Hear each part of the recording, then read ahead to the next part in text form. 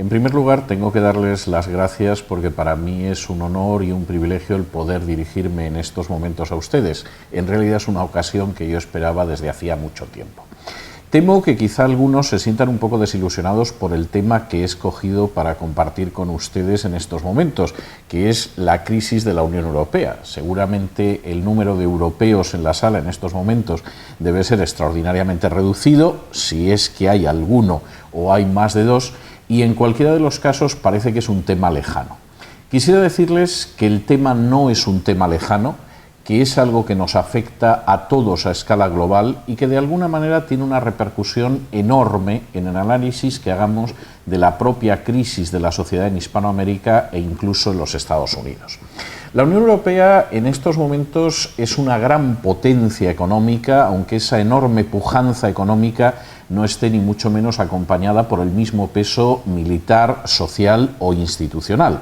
De hecho, la Unión Europea en estos momentos rivaliza con los Estados Unidos como la primera potencia económica del mundo, con posibilidades, solo por la población, de poder superarla, lo cual significaría algo enormemente importante en los próximos años, y es que Estados Unidos pasaría de ser la primera potencia mundial a seguramente la tercera, porque no solamente sería superada por la Unión Europea, sino previsiblemente a partir del año 2030 por la propia India, que va a tener un Producto Interior Bruto superior al de Estados Unidos.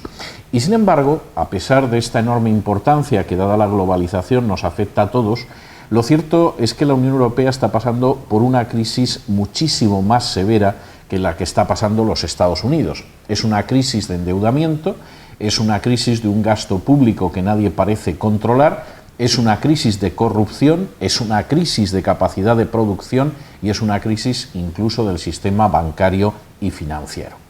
Y sin embargo, en medio de esa crisis parece bastante obvio que hay una parte de la Unión Europea que se comporta casi correctamente y una parte de la Unión Europea que se comporta muy incorrectamente. Una parte de la Unión Europea en la que está incluida España, pero también naciones como Portugal, como Grecia, como Italia, y todo hace pensar que incluso Francia.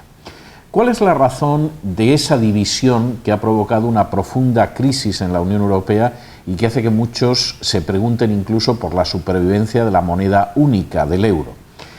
Por supuesto, yo podría dar una serie de razones de carácter económico, político y social de por qué se ha producido esa crisis. Lo he estado haciendo durante años, pero tengo que decir, y este es el aspecto que a mi juicio es central y que justifique que les hable de este tema, que la crisis de la Unión Europea solo es comprensible desde una perspectiva espiritual. No solo eso, yo diría que no es posible analizar en ningún caso los grandes problemas, los grandes desafíos con los que nos encontramos a inicios del siglo XXI sin hacer un análisis cabal que incluya de manera muy importante la dimensión espiritual. Un análisis que sea solo económico, social o político es un análisis importante y obligatorio, pero nunca será un análisis completo y cabal que nos permita ir a las raíces del problema. En el caso de la Unión Europea es curioso porque los intentos de responder desde una perspectiva que deje fuera lo espiritual a la crisis no dan nunca una respuesta. Hablar de la diferencia de razas en la Unión Europea es absolutamente ridículo. Hablar de que hay una división entre norte y sur es también falso. Irlanda está situada en el norte, Bélgica está situada en el norte y su crisis no es menos severa que la que sufre Portugal, España, Italia o incluso Grecia. Y en cualquiera de los casos las razones no se pueden atribuir a una ubicación geográfica ni mucho menos a una cuestión racial. Yo les diría que hay 7 razones, y las 7 tienen una raíz espiritual, que explican la crisis de la Unión Europea, pero que al mismo tiempo explican precisamente por qué hay un desarrollo distinto en el continente americano entre su hemisferio norte y su hemisferio sur, y que también explica por qué Estados Unidos puede encontrarse en las puertas de la mayor crisis de toda su historia. Por supuesto, voy a analizar esos 7 elementos a vuelo de pájaro. Si hubiera posibilidad, después de preguntas, quizá podríamos atar alguno de los muchos cabos sueltos que van a quedar en mi exposición, pero esos 7 elementos me parecen esenciales y son 7 elementos que arrancan de algo tan importante como el hecho de que una parte de Europa hace casi medio milenio experimentó lo que se denomina la Reforma y otra parte, por el contrario, se abrazó a la Contrarreforma o al menos, como en el caso de Grecia, quedó fuera del impulso de la Reforma. La Reforma, en última instancia, fue un gran movimiento de carácter espiritual, aunque repercutió en todos los ámbitos de la vida humana, que pretendía fundamentalmente regresar a la pureza de la Biblia por encima de lo que habían sido los desarrollos del cristianismo durante la Edad Media. Esa consecución fue en ocasiones más profunda y en ocasiones más superficial. En algunas ocasiones fue más a la raíz, en otros casos se quedó más en el tronco, pero no cabe la menor duda de que en términos generales eso sí que trazó una línea de división entre la Europa reformada y la Europa contrarreformista. Voy a analizar 7 de los aspectos que se vieron influidos por la Reforma, que algunos consideraría que son aspectos que nada tienen que ver, y se equivocaría, con el ámbito espiritual y que explican la situación que ahora mismo está viviendo Europa. El primero es la educación. La Reforma implicó una visión totalmente distinta de la educación a la que se había vivido durante prácticamente más de un milenio en Europa. Y lo fue por una sencilla razón: la Reforma implicaba regresar a la Biblia. Y cuando uno regresaba a la Biblia se producían 2 aspectos enormemente importantes en relación con la educación. El primero es que uno se encontraba, por ejemplo, con citas como la de Josué 1:8, donde Moisés, que está pasando el testigo del liderazgo de Israel a Josué, le dice que nunca se apartará de tu boca el libro de la ley, sino que de día y de noche meditarás en él, para que guardes y te comportes de acuerdo con todo lo que está escrito en él, porque de esa manera prosperará tu camino y todo te saldrá bien. De alguna manera, la religión en la Biblia, la relación con Dios en la Biblia, estaba vinculada a un libro. Y esto es algo enormemente importante y marcaba una enorme diferencia entre Israel y otras naciones. Aquellas personas que querían conocer la voluntad de Dios no solamente practicaban una serie de ritos, sino que meditaban continuamente en la revelación escrita que procedía de Dios. Y esto implica que, por ejemplo, en el Israel del siglo I se pudiera producir algo tan curioso y tan sin paralelos en la cultura de la época, como que simples pescadores, artesanos, carpinteros pudieran acceder al rollo de la Torá, al rollo de la ley en la sinagoga y leer de él, como por ejemplo tenemos constancia en Lucas 4. Esto era algo que no tenía paralelo en el mundo clásico, en el mundo grecorromano. Esa idea de que necesariamente la relación con Dios, al centrarse en un libro, implicaba tener una educación, implicaba aprender a leer y escribir, es algo que aparece nuevamente en el Nuevo Testamento. Ustedes recordarán perfectamente cómo en ese testamento de Pablo, que es la segunda carta a Timoteo, Pablo le recuerda a Timoteo que desde que era niño conoce las Sagradas Escrituras. Es una persona que se ha educado precisamente en la lectura, que necesita leer para poder estar en contacto con Dios. Ese elemento, esencial en la historia del cristianismo, empezó a quebrarse de manera decisiva en el siglo IV, cuando la gran entrada de elementos paganos en la historia del cristianismo desplazó totalmente la palabra de Dios para ser sustituida por una serie de ritos. Es curioso que, por ejemplo, John Henry Newman, cardenal católico al que se suele citar muchas veces porque es de los escasos conversos del protestantismo al catolicismo, hablando de lo que sucedió en el siglo IV, decía lo siguiente, hablando de aquellas cuestiones que entraron en un momento determinado desde el paganismo en el cristianismo. El uso de templos, especialmente los dedicados a casos concretos y adornados en ocasiones con ramas de árboles, el incienso, las lámparas y velas, las ofrendas votivas al curarse de una enfermedad, el agua bendita, los asilos, los días y épocas sagrados, el uso de calendarios, las procesiones, las bendiciones de los campos, las vestiduras sacerdotales, la tonsura, el anillo matrimonial, el volverse hacia oriente, las imágenes en una fecha posterior, quizás el canto eclesiástico y el Kyrie eleison son todos de origen pagano y santificados por su adopción en la Iglesia. Pero lo más importante es que esa gran mutación que empezó a producirse en el cristianismo ya en el siglo IV de manera muy abierta y que tenía raíces anteriores, implicó absolutamente el descenso de la educación. Para ser cristiano no era necesario saber leer y escribir. Bastaba con cumplir una serie de ritos que implicaban asistir a procesiones, participar en la misa, quizá rendir culto a las imágenes, pero que en cualquier caso no exigían la educación. La Reforma volvió a colocar la educación en el centro de la vida cristiana, porque al basarse en la Biblia exigía que la gente pudiera saber leer y escribir. Se puede ser analfabeto y ser católico e incluso llegar a santo. Lo que era imposible era ser reformado y no poder acceder leyendo y escribiendo a la Escritura. Esto tuvo unas consecuencias en el terreno de la educación verdaderamente espectaculares. El 21 de mayo de 1536 se estableció en Europa la primera escuela pública y obligatoria de toda la historia occidental. De manera no casual, esa escuela pública tuvo lugar en la más que protestante Ginebra. Y era lógico, para que la gente pudiera leer la Biblia necesitaba recibir una educación. No fue una excepción el caso de Ginebra. Por ejemplo, la primera confesión escocesa de 1547, de carácter reformado, establecía ya la reforma de la educación y exigía que en los medios rurales se enseñara a los niños en unas escuelas que estaban adosadas a las iglesias.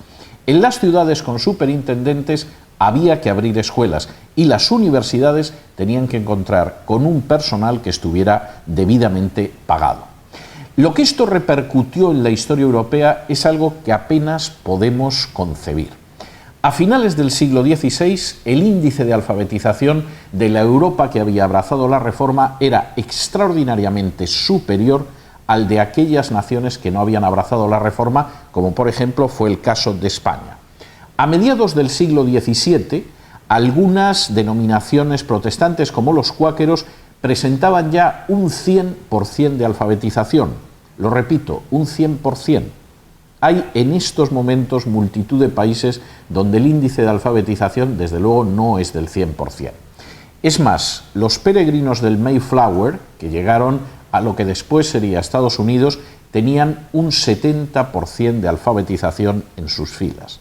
Es una cifra que todavía es ignorada en buena parte del mundo habitado. Y, por cierto, la cifra no era mayor porque había que hacer la media con las mujeres y es verdad que la alfabetización femenina era algo inferior. En contraste con esto, y me parece que es enormemente importante porque muestra la diferencia, si la primera escuela pública y obligatoria se estableció en la Europa protestante en 1536, la primera escuela pública y obligatoria en España apareció en 1857 con la Ley Moyano. Es decir, más de 320 años después. En el terreno de Hispanoamérica, Italia, Portugal, Grecia, las cifras son bastante parecidas. La educación marcaba una diferencia que sigue existiendo a día de hoy. Lógicamente, y entramos en el segundo aspecto, si en la educación había esta diferencia, en la ciencia la diferencia fue abismal.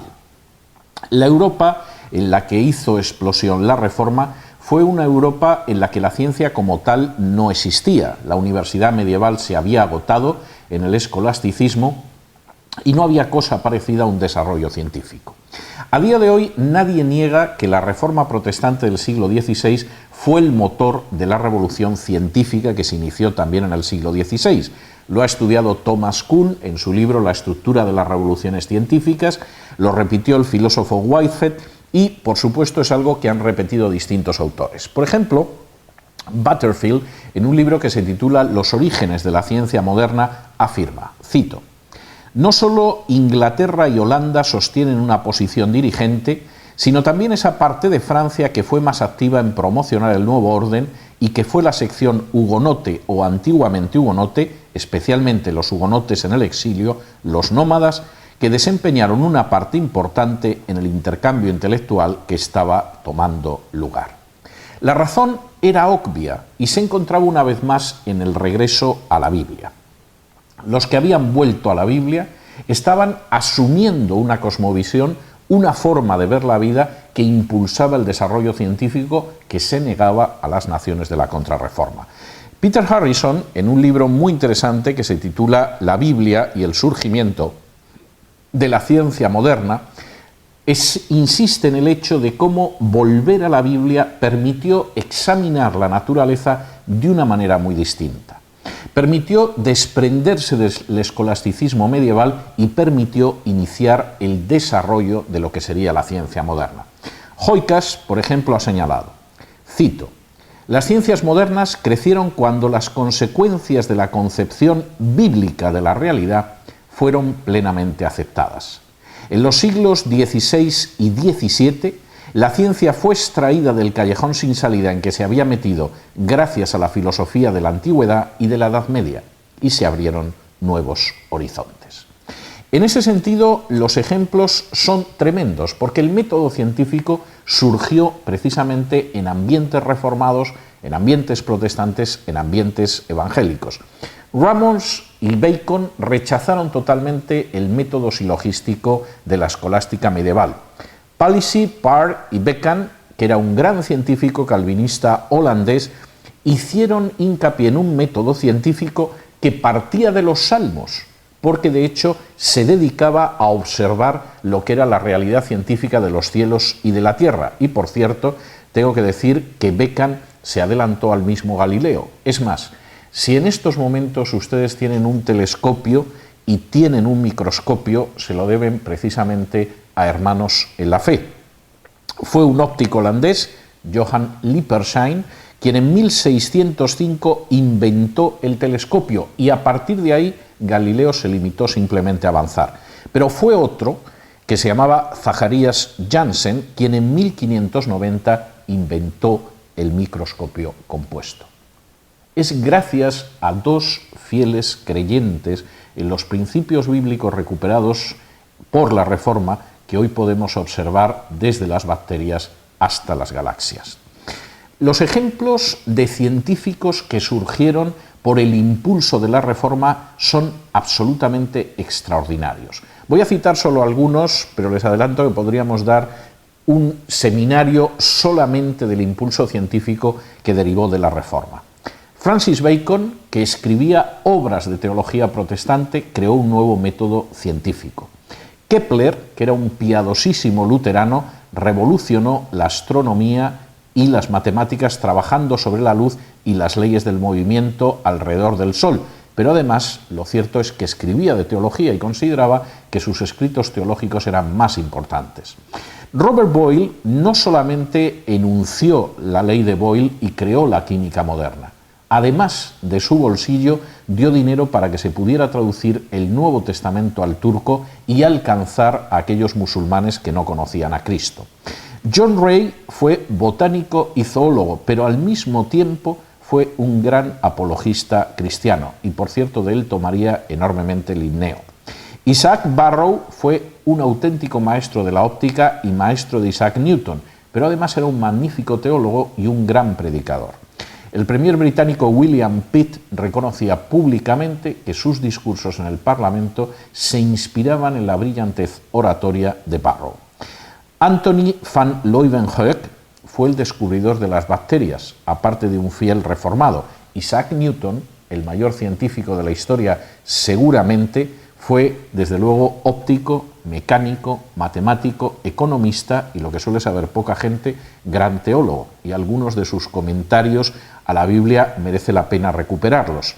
Linneo es un personaje central para comprender la taxonomía de las ciencias naturales, pero era también un convencido protestante, como lo era Leonhard Euler, matemático, el más famoso de todos los científicos de Suiza y además piadosísimo reformado, o John Dalton, el fundador de la moderna teoría económica y además un cuáquero tan convencido que abrió una escuela en un granero para que avanzara la alfabetización, o David Brewster, que fue el investigador de la luz polarizada. O si quieren ustedes acercarse a inventos más modernos, hoy en día no tendríamos ni ordenadores, ni teléfono, ni redes de Internet, si no fuera por un científico de finales del siglo XVIII y buena parte del XIX que se llamaba Michael Faraday y que revolucionó la física estudiando la electricidad y el magnetismo. son solo algunos de los botones de muestra que indican hasta qué punto la Reforma revolucionó totalmente la ciencia.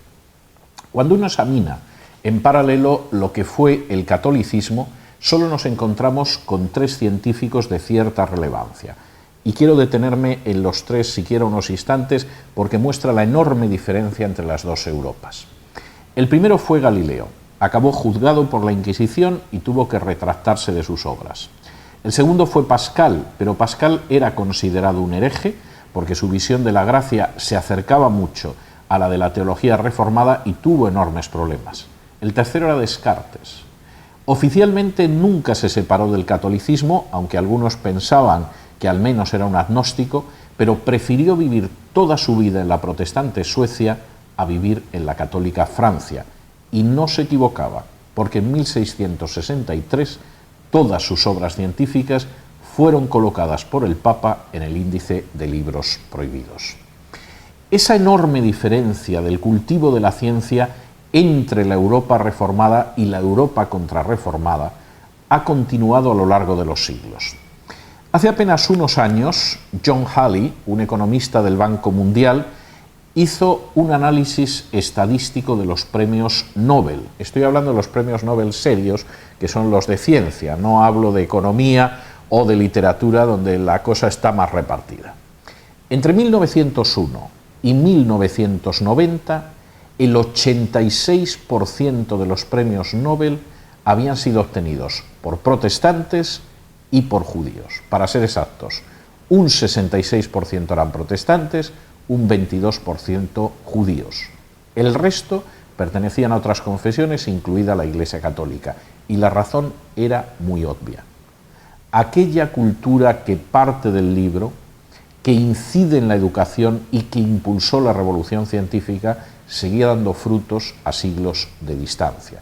Y desde luego la estadística sobrecoge, pero explica desde luego bastante por qué en determinadas naciones, e incluyo en primer lugar la mía, la ciencia no ha sido precisamente lo mejor de nuestros aportes.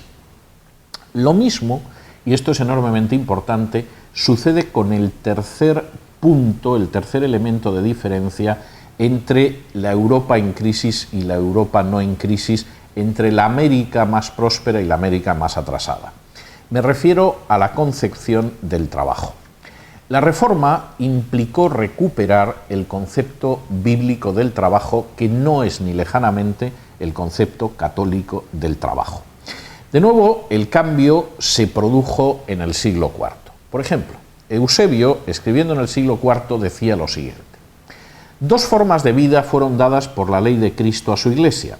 Una es sobrenatural y sobrepasa la forma de vida común, completa y permanentemente se separa de la vida común y ordinaria de la humanidad y se dedica al servicio de Dios solo. Esa es la forma perfecta de vida cristiana. Y la otra, más humilde, más humana, permite a los hombres dedicarse a la agricultura, al comercio y a otros intereses más seculares, al igual que la religión. Y una especie de piedad de segunda clase es la que debe atribuirse. Esa diferenciación entre trabajos más o menos santos, en los cuales aquellos que se apartaban para un ministerio espiritual desarrollaban el trabajo de primera clase, mientras que los que trabajaban de otra manera simplemente eran objeto del castigo de Dios y además era un trabajo de segunda clase, pesó como una enorme desgracia durante Europa a lo largo de toda la Edad Media. Es más, yo diría que sigue pesando en algunas zonas de Europa a mucha distancia de la Edad Media. El regreso a la Biblia permitió que los reformadores descubrieran que Adán había trabajado antes de la caída. Cualquiera que vaya a Génesis 2:15 sabe que Dios encomendó a Adán ocuparse de una tarea aparentemente tan poco santa como el huerto del Edén, ocuparse de la agricultura y, si ustedes quieren, incluso de la ganadería de ese enclave. Lo cierto es que fue recuperar la dignidad del trabajo. Fíjense, por ejemplo, lo que escribía Lutero sobre el trabajo. Cuando una ama de casa cocina y limpia y realiza otras tareas domésticas, porque ese es el mandato de Dios, incluso tan pequeño trabajo debe ser alabado como un servicio a Dios que sobrepasa en mucho la santidad y el ascetismo de todos los monjes y monjas. En su comentario a Génesis 13:13, precisamente también Lutero señalaría en relación con las tareas domésticas, estas tareas que algunos consideran tan despreciables y tan poco estimables a día de hoy. Decía de esas tareas que no tienen apariencia de santidad y, sin embargo, esas obras relacionadas con las tareas domésticas son más deseables que todas las obras de todos los monjes y monjas. De manera similar, los trabajos seculares son una adoración de Dios y una obediencia que complace a Dios. Igualmente,